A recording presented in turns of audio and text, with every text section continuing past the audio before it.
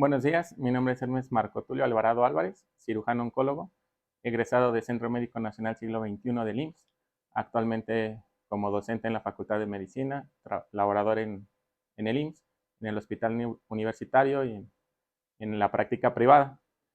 Pertenezco a la Sociedad Mexicana de Oncología y a la Sociedad Mexicana de Oncología Quirúrgica y avalado por el Consejo Mexicano de Oncología. Muy agradecido por la invitación para dar este tema, que vamos a hablar de la detección oportuna del cáncer y el tamizaje. ¿Cuál es el tamizaje y qué es la detección oportuna? Siempre buscando el objetivo de detectar oportunamente para todo esto que siempre escuchamos, que el cáncer, si se detecta a tiempo, es curable, y quitarnos esta idea de que escuchamos cáncer y lo asociamos inmediatamente a muerte. Vamos a empezar primeramente con las estadísticas de cáncer y por qué se están haciendo este tipo de pláticas y de campañas para tratar de evitar estos números. Actualmente, el cáncer se considera la primera causa de muerte por cualquier causa, ya superó las crónico-degenerativas, que antes era la diabetes y los eventos cardiovasculares. El cáncer ha rebasado esto. También se asocia a porque cada vez se hace más el diagnóstico de cáncer. Antes pues no se sabía de qué se moría la gente. Actualmente tenemos más tecnología y tenemos más conciencia de que existe esta enfermedad. Por lo tanto, pues se hace más diagnóstico y incrementan los números. Dentro de los cánceres más frecuentes tenemos el cáncer de mama con 2.26 millones, seguido de pulmón de 2.21 millones. En tercer lugar, el colorectal, que se asocia a 1.93 millones de diagnósticos anuales, y posteriormente de próstata, de piel, gástrico y otros como estómago, ovario, endometrio, cáncer cervicouterino. Y la mortalidad por cáncer, el primer lugar sigue siendo pulmón con 1.8 millones al año, el colorectal con 916,000 muertes al año, ya posteriormente hepático, gástrico y de mama. Aquí, como les comentaba hace ratito, vemos que se hace mucho diagnóstico de mama, pero la mortalidad cada vez es menor. Esto gracias a la detección oportuna. Y como vamos a hablar lo que es el tema, ¿cuál es la diferencia entre lo que es tamizaje y lo que es detección oportuna?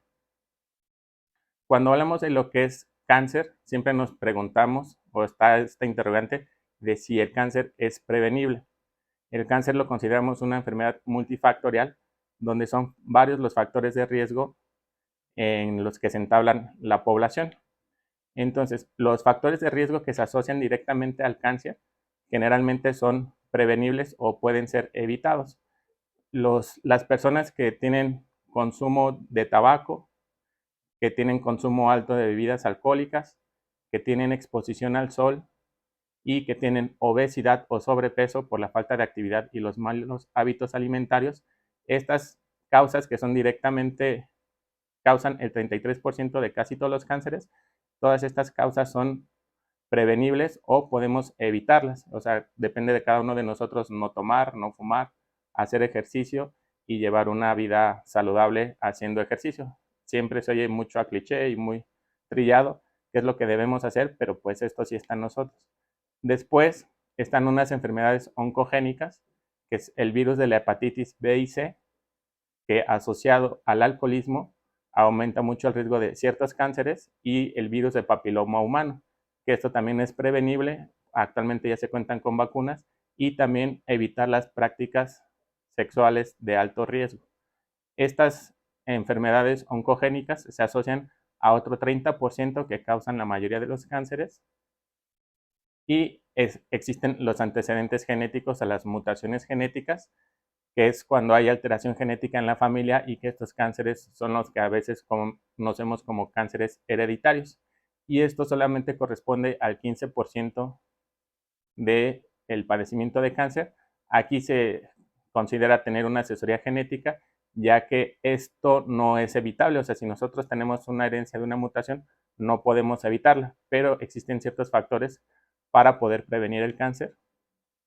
Y bueno, ya existen otros, que es la exposición a carcinógenos ambientales, como el asbesto, como el iridio, y también personas expuestas a radiación por algún tratamiento en la niñez, o personas del sector salud que se exponen a la radiación y que no se toman las medidas preventivas para poder evitar.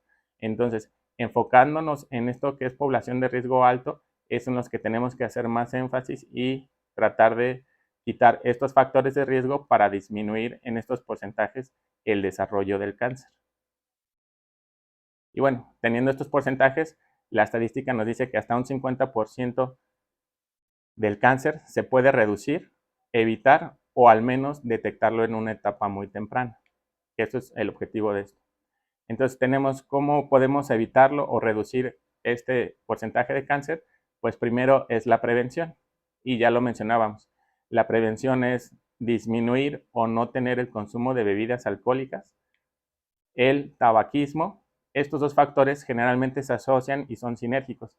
La mayoría de las personas que toman, fuman, y la mayoría de las personas que fuman y también toman. Entonces, esta es una asociación que aumenta el riesgo para diferentes cánceres, principalmente lo que es cáncer de cavidad oral, de vías aéreas digestivas, labio, lengua, laringe, pulmón, estómago, colorectal. Después tenemos tener un esquema de vacunación completo, adecuado, tener la vacuna de hepatitis B, y actualmente en poblaciones de bajo riesgo, bueno, en poblaciones específicas se considera adecuadamente el uso de la vacuna contra el virus de papiloma humano. Aquí lo vemos en niños y en niñas, que es cuando generalmente están indicada este tipo de vacunas antes de la exposición al virus.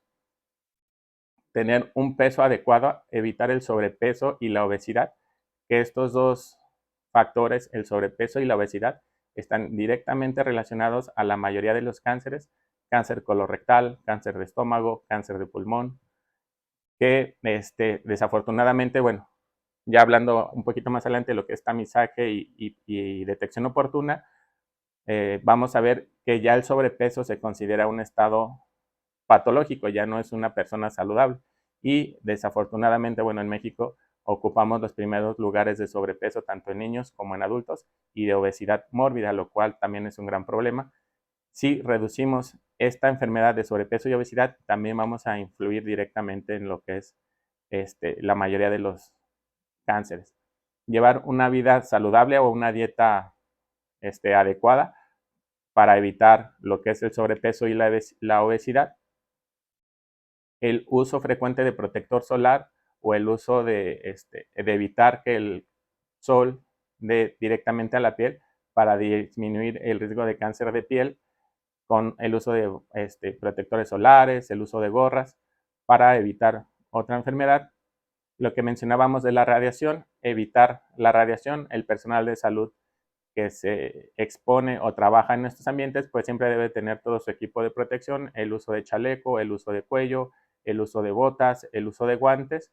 Y también, bueno, estas personas siempre utilizan un dosificador para ver la radiación y cuando tienen que ya no exponerse. Y también no abusar nosotros como médicos el uso indiscriminado de estudios de imagen. El hacer ejercicio, que va relacionado a un estilo de vida saludable y para disminuir el riesgo de sobrepeso y obesidad. Tener una actividad física constante. El uso de evitar prácticas sexuales de riesgo, el uso de protección de preservativo para evitar el contagio de virus de papiloma humano y otras enfermedades de transmisión sexual. Y bueno, esto de del gas iridio, que a veces se filtra por la mala adecuación de las casas, que generalmente es donde se llega a acumular por una mala ventilación o por el mal estado de los inmuebles donde se acumula. Entonces, la casa también tiene que estar siempre bien arreglada, que no debe tener fugas, no debe tener grietas, los drenajes y todo eso siempre tiene que estar en un adecuado uso. Entonces, vamos a hablar qué es el tamizaje. El tamizaje lo define la OMS como una prueba sencilla en una población saludable para identificar a aquellos individuos que no tienen alguna patología, que van a tener alguna patología, pero que todavía no tienen síntomas.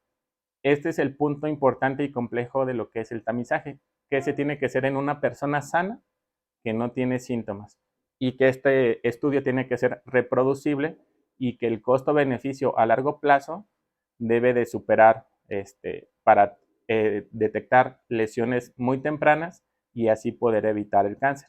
Ahorita vamos a hablar más adelante de cuál es la problemática y qué patologías de cáncer realmente están avaladas para que se haga un tamizaje.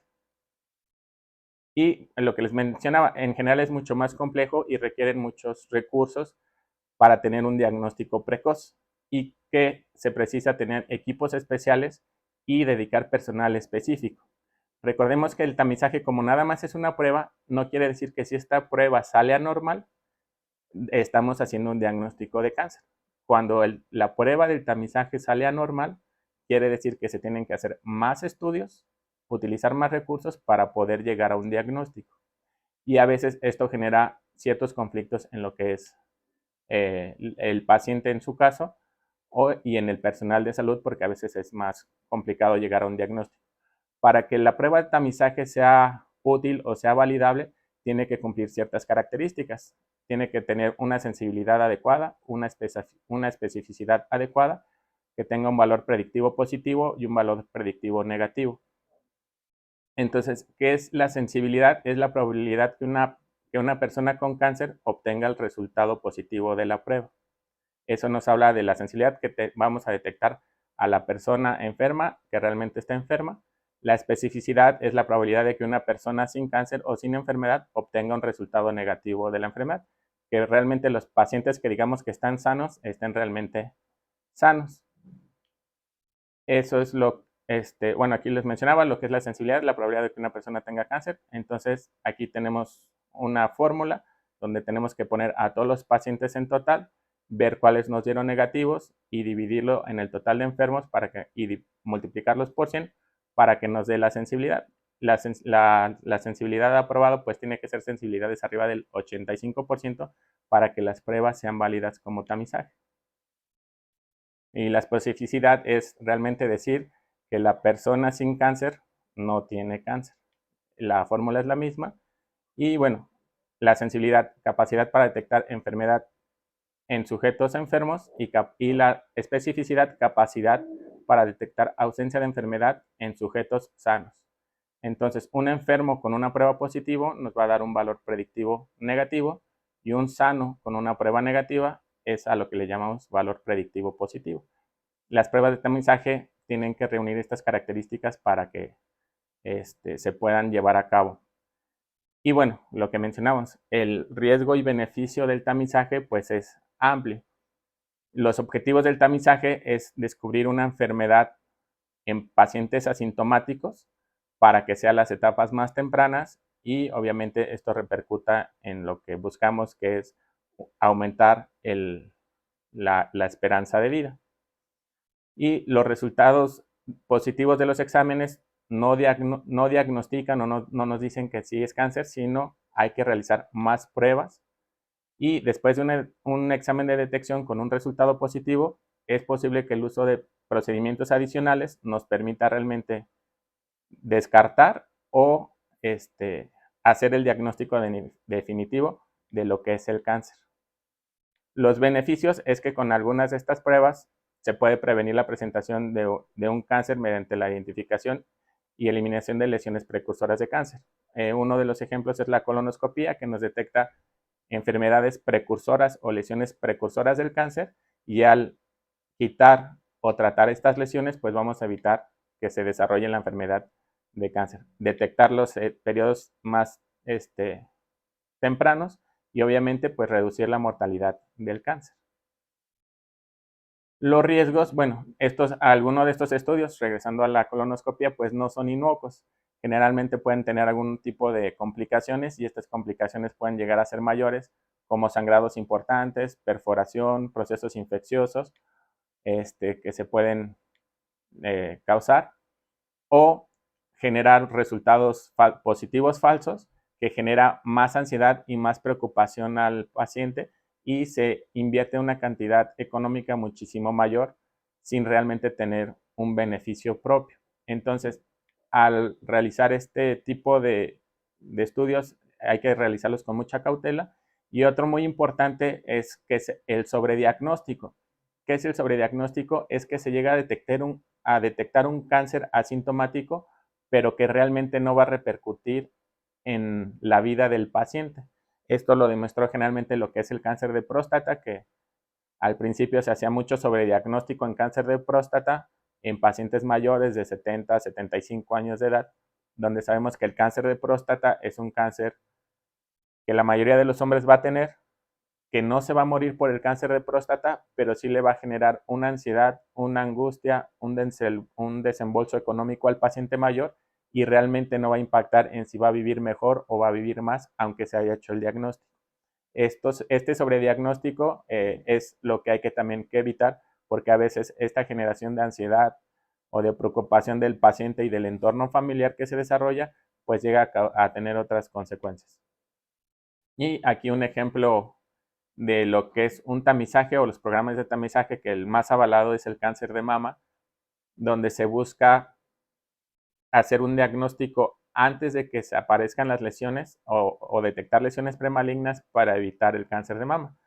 Sin embargo, el tamizaje es un círculo y es un ciclo que cuando no se cierra, pues genera lo que mencionábamos, esta incertidumbre o este uso de recursos que se gastó en una mastografía, pero pues al final no se utilizó. Entonces, ¿en qué consiste el tamizaje de mama? Siempre hemos escuchado en la radio, en la tele, que es que todas las mujeres mayores de 40 años tienen que realizarse una mastografía. Entonces, ha habido muchos intentos de realizar este tamizaje y algunos se han logrado, otros no con lo que quisiéramos, es hacer que todo el mundo o todas las mujeres se hagan una mastografía. Entonces ahí ya va un recurso. Ahora necesitamos un recurso de quién va a leer esta mastografía. Necesitamos expertos que nos lean esta mastografía para decidir si es una mastografía normal o anormal. Después esta mastografía ya que nos dicen si es normal o anormal, hay que decidir si requiere una biopsia o no requiere una biopsia. Pongamos el ejemplo de que es una mastografía anormal que requiere una biopsia. Cuando es un tamizaje masivo en poblaciones muy grandes, entonces a esa persona que se le dice que es anormal se le tiene que informar que tiene que ir a otro procedimiento que se llama una biopsia. Cuando es una lesión no palpable, lo que mencionábamos, necesitamos mucha tecnología para poder hacer una biopsia en una lesión no palpable. Entonces necesitamos un equipo de radiología especial, necesitamos un radiólogo especializado que haga una biopsia con un equipo de estereotaxia que tenga el entrenamiento para que tome la muestra de dónde se realiza la lesión. Se realiza esta muestra, se realiza la biopsia y tiene que ir con un patólogo experto para que él nos diga si es cáncer o no es cáncer. Y aquí, con esta decisión de que necesitamos un patólogo experto que esté muy familiarizado con las biopsias pequeñas de mama, nos pueda decidir si es positivo o es negativo. Y entramos aquí tenemos dos vertientes. Si nos dice que es negativo o es indeterminado, pues tendríamos que repetir la mastografía. Y si nos vuelve a decir que es positivo, ahora hay que hacer un procedimiento más amplio que sería una biopsia ya en quirófano y regresar a lo que es el patólogo para que nos vuelva a determinar. Y volvemos a tener dos vertientes, que nos diga que es positivo o que es negativo. Si nos dice que es negativo, pues hay que esperarnos otra vez para repetir la mastografía. Si vuelve a ser indeterminado, hay que hacer una biopsia más grande y a lo mejor aquí ya pasó 6 meses, un año, en una sola paciente donde por una lesión sospechosa ya se han invertido muchos recursos, mucho tiempo, la ansiedad que le ha generado al paciente y en el mejor de los casos podemos llegar a un resultado negativo. Si desde el principio nos dan que es un resultado positivo en la primera biopsia, ahora necesitamos tener todos los recursos para dar un tratamiento oportuno, lo menos invasivo, en una paciente que tiene un cáncer en una etapa muy inicial, donde ocupamos tecnología de pinturas especiales como el azul de metileno. Necesitamos tener acceso a equipos de radioterapia para que realmente se cumpla el objetivo de un tamizaje. Entonces, que fue una detección oportuna, una detección de una lesión que nosotros llamamos no palpable y que tenemos todos los recursos para tratar a la paciente, toda la tecnología, para tratarla con la mayor tecnología y que tenga una repercusión en un aumento en esperanza de vida, que tenga una repercusión en una estética funcional y obviamente pues de que se cure del cáncer. Si no tenemos todos estos recursos económicos a la mano o disponibles, pues el tamizaje no va a cumplir las funciones que realmente queremos. Y es donde se vuelve complicado de lo que de los programas de tamizaje. Los tamizajes avalados actualmente internacionalmente de todos los cánceres que hay son muy pocos. es el de mama, es el cáncer colorectal, el cáncer de pulmón y el cáncer cervicouterino. Estos son los cánceres que tienen programas de tamizaje para tratar de hacer esta detección lo más pronto posible o en lesiones muy iniciales para poderlo tratar. Y el de próstata, lo que les mencionaba, antes estaba volado el tamizaje, ahorita vamos a hablar de qué se considera o no se considera tamizaje en cáncer de próstata. Las recomendaciones para el tamizaje de mama, lo que mencionábamos, es todas las mujeres a partir de los 40 años deberían de contar con la posibilidad de poderse realizar una mastografía de manera anual. Las mujeres de 45 a 54 años es forzoso la mastografía de manera anual y las mujeres de 55 años en adelante que hayan tenido estudios previos negativos, la mastografía se puede realizar cada 2 años.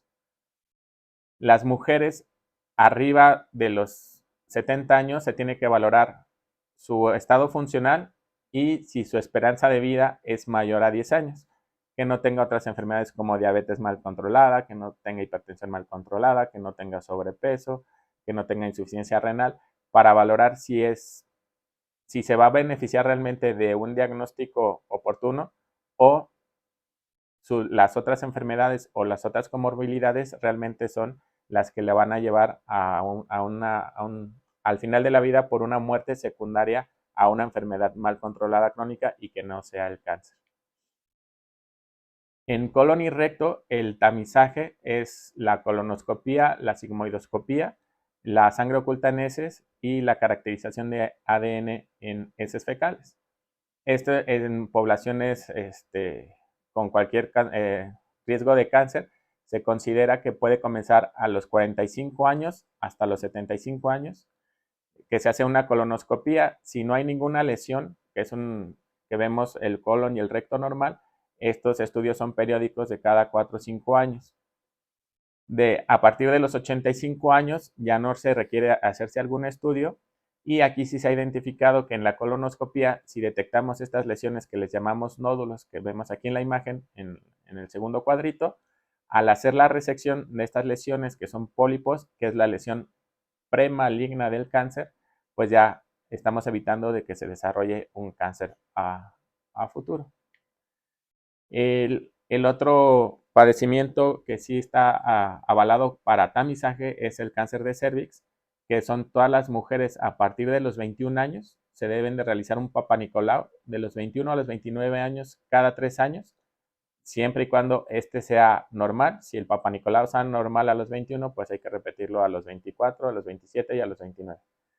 Si ya hay alguna alteración, bueno, el ginecólogo, si hay alguna alteración en el Papanicolau, la persona o el programa de tamizaje lo refiere a un especialista que de primera instancia es el ginecólogo para hacer una valoración ya más minuciosa de si hay alguna alteración. Ya se complementan los estudios con lo que es colposcopía y cuando llega a requerir pues se hace una biopsia.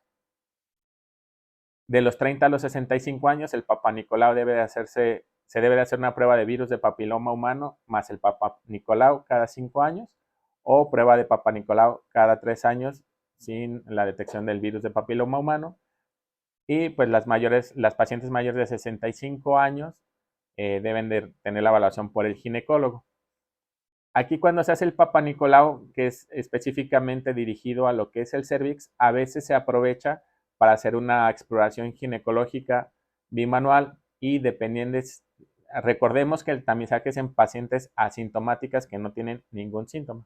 Si la paciente ya presenta alguna alteración o alguna molestia ginecológica, un sangrado anormal, un dolor en el vientre bajo, algo que le llaman como disconfort abdominal, pues va a requerir que se hagan estudios más a profundidad, un ultrasonido transvaginal, un ultrasonido abdominal, marcadores de sangre como el C125, para buscar ya intencionadamente qué patología puede ser y hacer un diagnóstico lo más oportuno posible. Y después tenemos lo que es el cáncer de pulmón. Recordemos que el cáncer de pulmón, el principal factor de riesgo es el tabaquismo intenso. Y el tabaquismo intenso, pues es fumar más o menos un cigarro, un paquete de cigarrillos por 30 años consecutivos. O exfumadores, pero que el cigarro lo dejaron hace menos de 15 años. En estos pacientes se recomienda hacer una tomografía de tórax a partir de los 55 años. Bueno, primero sería dejar de fumar y a partir de los 55 años hacerse una tomografía de tórax durante 3 años. Si esta sale negativa, pues ya con dejar de fumar se quita el factor de riesgo de que se cause cáncer. Para que se pierda este factor de riesgo, se debe de dejar de fumar más de 15 años para disminuir este riesgo de cáncer de pulmón. Y en estos pacientes de tabaquismo intenso, recordar hacer una tomografía de tórax a partir de los 55 años. Ese es el programa de tamizaje. Una de las complicaciones del pulmón, pues es que a veces se asocia a enfermedades pulmonares, que son estas tos, una tos crónica, una tos que ya se fue con varios especialistas. Entonces hay que ir y buscar hacer un diagnóstico más específico, pero ya más encaminados. Y sale del tamizaje, ¿por qué? Porque ya tiene el antecedente de que tiene un síntoma, que en este caso sería la tos. Y bueno, el cáncer de próstata fue uno de los cánceres que ayudó o detectó este sobrediagnóstico de gran importancia, que en vez de ayudar al paciente a saber que tenía cáncer, causaba más morbilidad los tratamientos tan agresivos cuando se hace un diagnóstico de cáncer y la ansiedad que generaba al paciente, y que al final la mayoría de estos pacientes terminaban muriendo de otras enfermedades, y que si no se hubiera detectado a tiempo hubiera vivido el mismo número de tiempo, pero sí con las complicaciones propias de algunos tratamientos. Los principales tratamientos del cáncer de próstata generan lo que es disfunción eréctil y lo que es incontinencia urinaria en algunos pacientes, y se vio que si no se hubieran tratado hubieran vivido con mejor calidad de vida. Entonces, para hacer un tamizaje o para que el paciente se exponga a las pruebas de escrutinio para poder hacer un diagnóstico, lo más considerable es que a partir de los 50 años, si el paciente no tiene ningún síntoma urinario, que no tiene problemas para orinar, que no se queda con ganas de orinar, que no tiene goteo urinario, que no tiene dolor en genitales, tendría que acercarse con un urólogo, que es el especialista, para que le explique todos estos riesgos y beneficios de lo que es someterse a las pruebas de sangre, de lo que es someterse a una biopsia de próstata y de los tratamientos en caso de que saliera positivo. El cáncer de próstata va muy relacionado a la expectativa de vida, de que el paciente por sus condiciones generales pueda vivir más de 10 años y que no tenga alguna otra enfermedad que pueda deteriorar este tipo de padecimientos. O pacientes que tengan raza negra y que hayan tenido o que tengan algún familiar que se les haya diagnosticado cáncer de próstata, papá, hermano, antes de los 65 años, son los pacientes que se considerarían a someterse a lo que es un antígeno prostático, realizarse la prueba de un antígeno prostático y realizarse lo que es una biopsia para hacer el diagnóstico. Aquí en el cáncer de próstata, muy parecido al cáncer de mama, el antígeno prostático específico es un marcador que nos orienta mucho, pero no es específico de cáncer. O sea, hay otras enfermedades inflamatorias que también lo pueden elevar y al final terminaría en lo que es una biopsia. Esos son los programas de tamizaje específicos que se cuentan. Otro de los puntos, o uno de los puntos más importantes de la plática, es hacer lo que es una detección oportuna. Vamos a diferenciar que el tamizaje, hay que recordar y vuelvo a hacer énfasis, el tamizaje es una persona sin síntomas, que no tiene ninguna enfermedad y que quiere saber si tiene o se le puede hacer un diagnóstico oportuno del cáncer, que es diferente a una detección oportuna.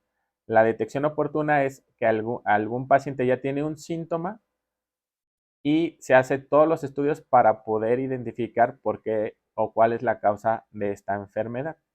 Entonces, aquí ya tendríamos que, sería un poquito más alargado, tendríamos que hablar específicamente de cada órgano, cuáles son los síntomas principales, para que si se da un tratamiento, y los tratamientos se recomiendan que la mayoría de los procesos infecciosos no oncológicos, un tratamiento de 2 semanas debe ser suficiente para que la enfermedad resuelva. Si después de estas 2 semanas siguen los síntomas, bueno, ya son focos rojos para poder tomar acciones o hacer procedimientos diagnóstico un poco más invasivos.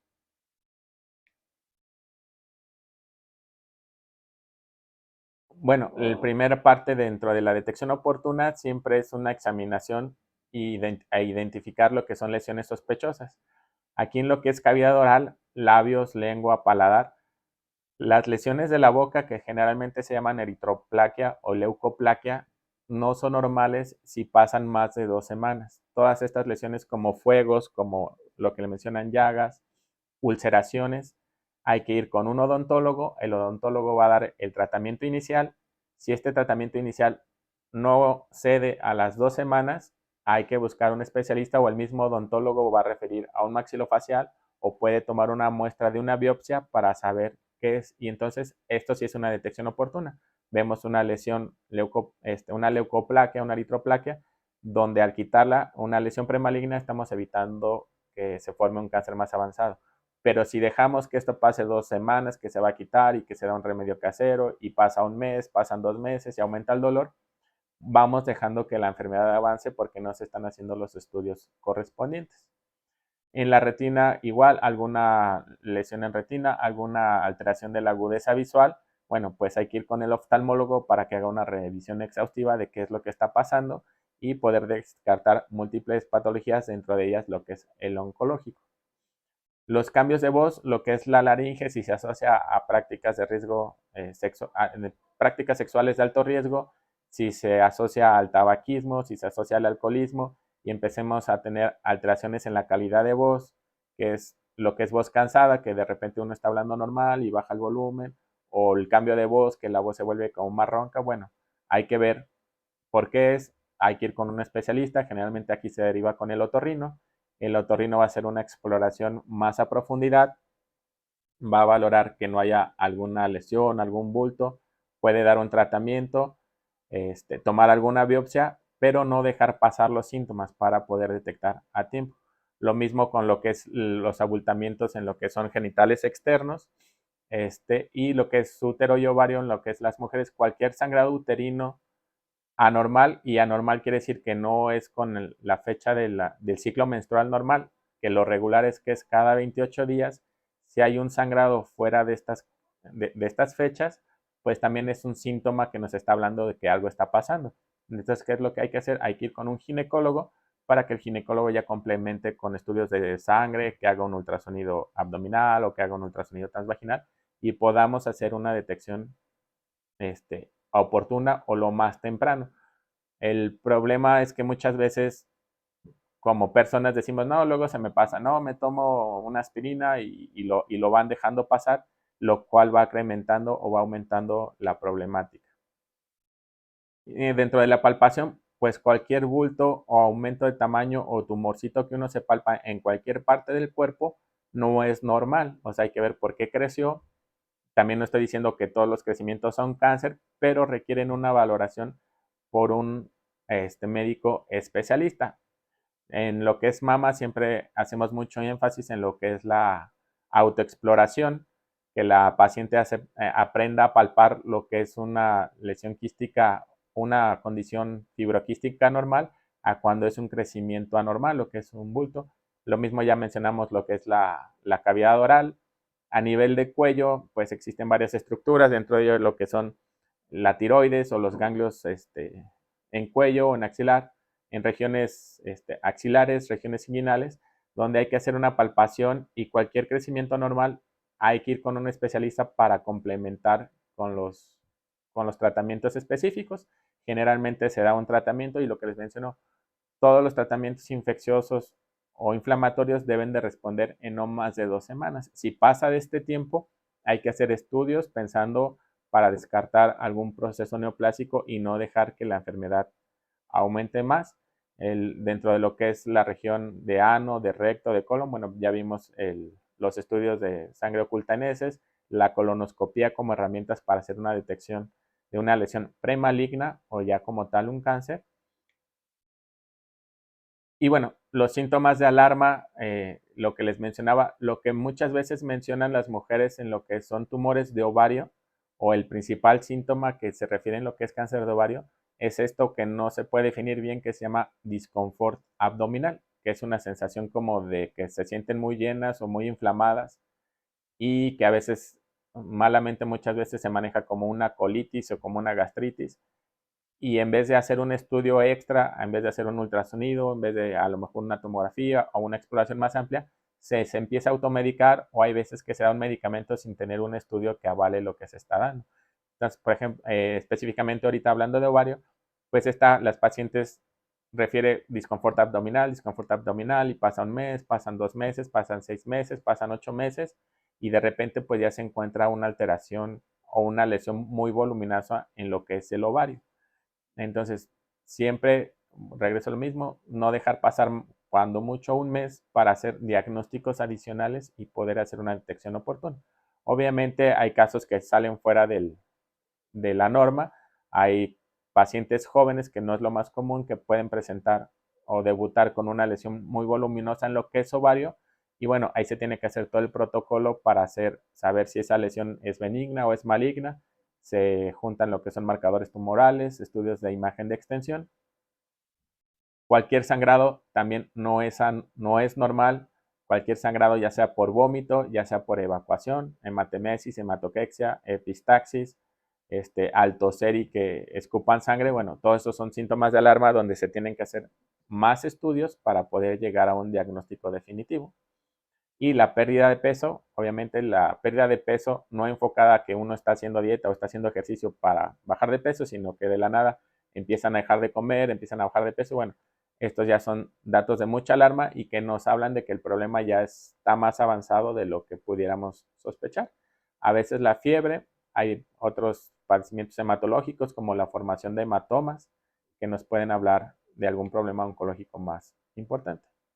Dentro de los órganos internos, bueno, lo que les mencionaba, lo del ovario, lo que es el útero, que tenemos lo que es el endometrio y lo que son las trompas de falopio. Cualquier sangrado anormal, ya mencionábamos que el sangrado normal es con la menstruación, y después de la menopausia se considera el último sangrado de la vida. Después de que pase un año y no ha habido una regla o un sangrado, después de eso, cualquier sangrado hay que sospechar y descartar de primera instancia que es cáncer. Ya no es normal, y al primer sangrado hay que ir con un ginecólogo para que haga los estudios correspondientes, las tomas de biopsias, y posteriormente canalizar a lo que es el oncólogo.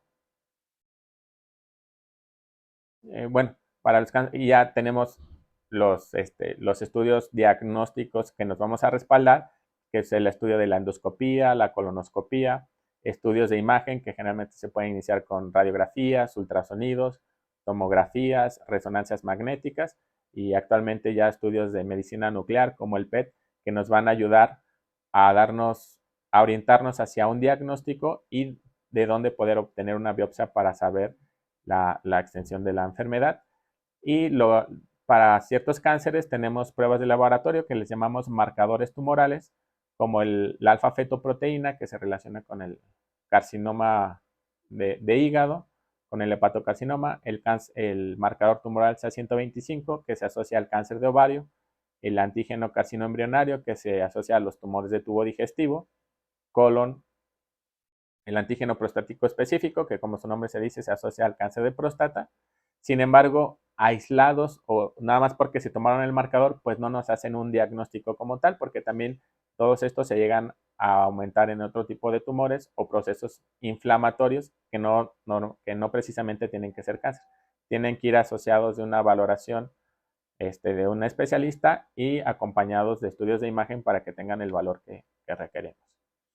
Y bueno, el factor pronóstico más importante en el cáncer, pues es una detección en las etapas más tempranas. Recordemos que la mayoría de los cánceres vamos a tener esta clasificación que le llamamos TNM, que es el tamaño del tumor, si hay ganglios o no regionales cercanos a lo que es el tumor, y cuando la enfermedad ya se salió del órgano inicial, que se llama metástasis, que la metástasis es que salió una célula del órgano principal y se anidó en otro órgano. Si hablamos del cáncer de pulmón, pues puede dar metástasis a hígado, a cerebro, a hueso.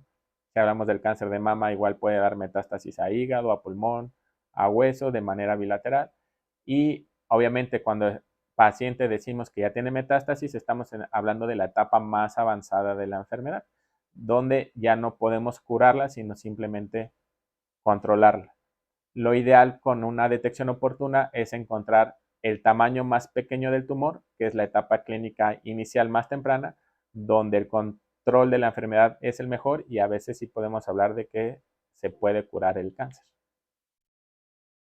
Y bueno, esto a nosotros como oncólogos, el tamaño, el estado ganglionar y la enfermedad de metastásica, pues generalmente vamos a clasificar a los pacientes por etapas, que va de la etapa 1 a la etapa 4, y esto nos va a hablar de qué tan de la sobrevida en general que puede tener el paciente dependiendo el origen del cáncer.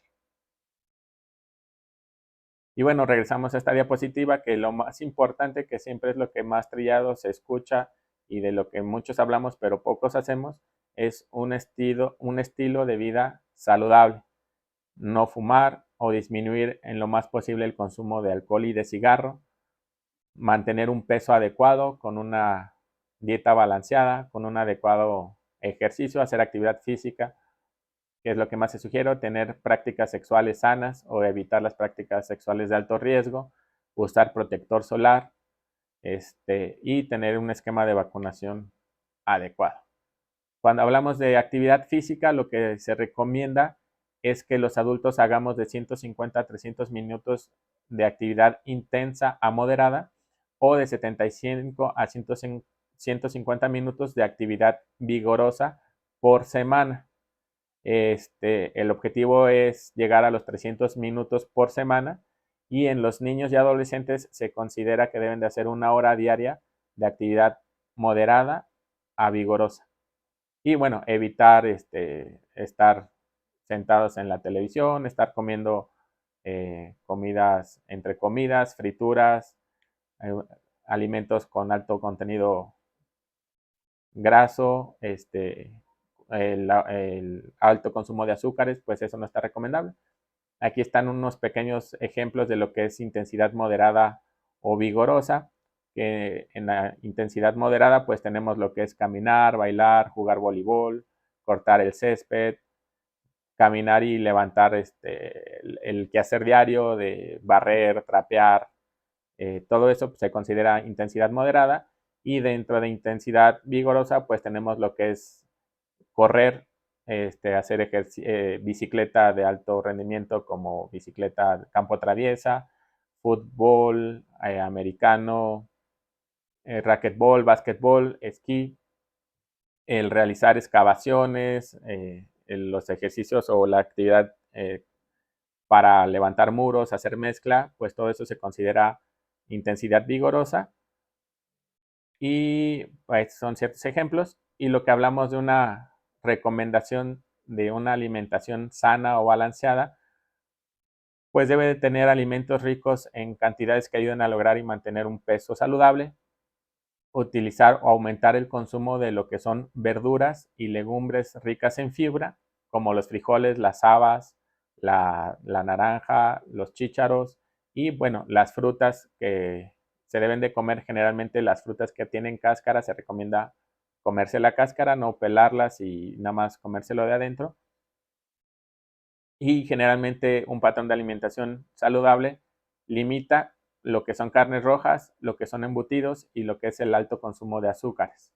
El azúcar junto con los embutidos pues es lo que favorece a lo que es el sobrepeso, y la falta de actividad física principalmente es lo que nos puede dar un sobrepeso u obesidad. Y bueno, en resumen tenemos que actualmente el cáncer es la causa más frecuente de muerte a nivel mundial, que toda la prevención y la detección oportuna está enfocada a un estilo de vida saludable, el hacer ejercicio, comer sano, evitar el tabaco, evitar el alcohol, bueno, más bien utilizar las vacunas que ya existen contra el virus de papiloma humano, contra hepatitis B. El tamizaje, bueno, ya vimos que el tamizaje es en personas sanas y que actualmente pues está avalado lo que es el tamizaje en cáncer de mama, en cáncer cervicouterino y en lo que es en cáncer de pulmón.